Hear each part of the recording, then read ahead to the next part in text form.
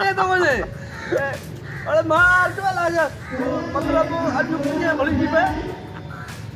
वाह दी गात कई हैं कीअं पुत जी तो ताजी सिक लगी आहे ते हली आयो मां अरे भलो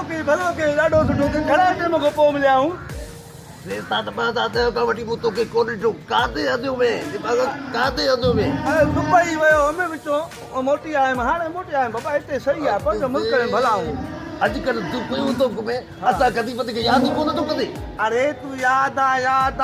सफ़ा याद आहे ईअं यादि आहे जीअं यादि हूंदो आहे हा इहा वरी कहिड़ी ॻाल्हि आहे त इहा यादि आहे इहो तूं यादि थो अचे हा ख़ैर आहे न विशा ख़ैर पीछा टोपी रोटी रुमाल तूं खाधे त अॻे पुत खाधे त तुंहिंजे वाद ते खे छा थियो केॾो हलचल थियो अथई अरे पाण कया अथमि पाण कराया अथमि अहिड़ा वार घाटा वार मुसीबत वॾा वार वॾा घाटा फ़ाइदो कढो अरे नुक़सान घाटे वारनि जो को फ़ाइदो आहे छा कहिड़ो फ़ाइदो आहे घाटे वारनि जो बाबा ॻाल्हि ॿुध घाटा वारनि सां शैम्पू जो नुक़सान हेॾो शैम्पू कढी हण अरे महांगो थी के महांगाई ॾिसे न केॾी महांगाई थी आहे हर शइ महांगो साबुण महांगो शैम्पू महांगो तेल महांगो हर शइ महांगी वरी वे सैलून ते कटाई कराए त कलाकु हणे थो सैलून वारो हणणा अहिड़े वारनि जो फ़ाइदो कढो अरे हाणे बसि कैंची हेॾो कैंची होॾो बसि तेल जी बचत शैम्पू जी बचत साबुण जी बचत हर शइ जी बचत फणी जी बि त फणी भॼी पवंदी हाणे बसि हर शइ जी बचत आहे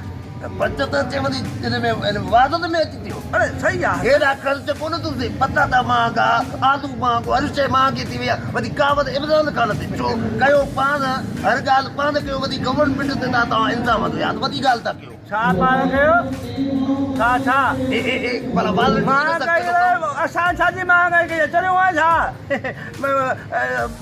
मथो बजट ईंदी आहे त उहा महांगाई थींदी आहे न था पेट्रोल महांगो थींदो आहे न पोइ हर शइ महांगी थींदी आहे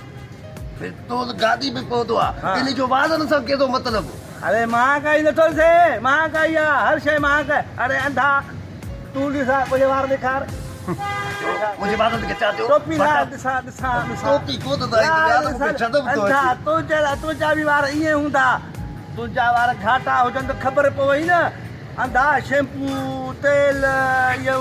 रोज़ कटायूं सैलून वारा बि हाणे वञनि त 100 150 सवा घटि वठंदी कोन त के 100 छो ॾियूं जी ठीकु आहे तोखे कहिड़ी ख़बर महांगाई जी आहे सस्ता आहे वञी तूं बाबा वञी अटो त तूं जो सेलर आहे न मशीन आहे न अटो पीसे थो न तोखे कहिड़ी ख़बर अटो रोज़ तूं खणी थो वञे तो कहिड़ी ख़बर वठे अटो त ख़बर पवई न काॾे हलो